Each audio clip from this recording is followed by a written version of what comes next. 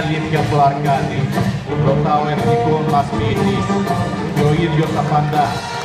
Είναι το γλυκοκάραμα της Κρήτης στο σκοτάδι, τον τρίτο γενικό λύκειο.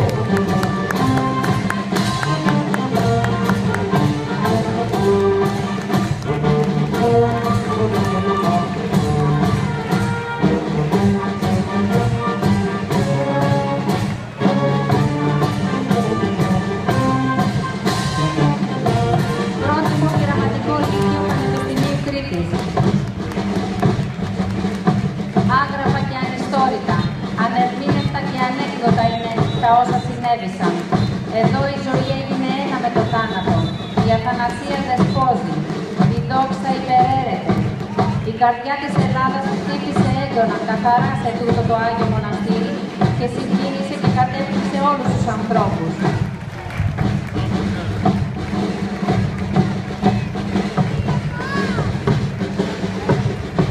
Πρώτο επάλι.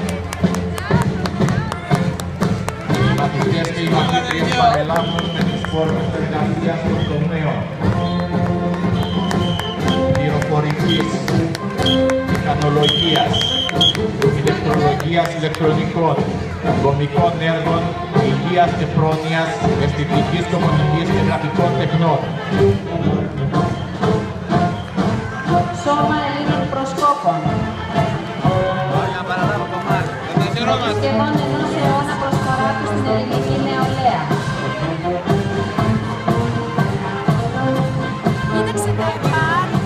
Έχει πολύπλευρη και πολύμορφη εθνική, κοινωνική και πολιτιστική δραστηριότητα.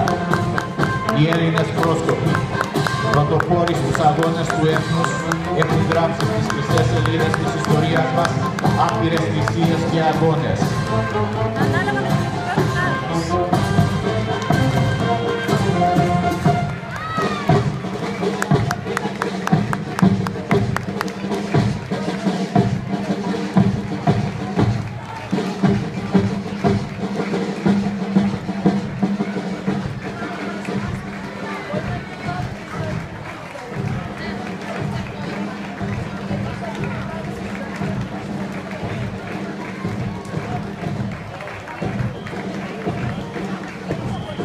Ο υπεύθυνος της Περιφερειακής Ενότητας Ρεθύμνου σε θέματα αθλητισμού και πολιτισμού κατευθύνεται στην εξέδρα των επισήμων και ενημερώνει τον εκπρόσωπο της κυβέρνησης για το τέλος της πολιτικής παρέλασης.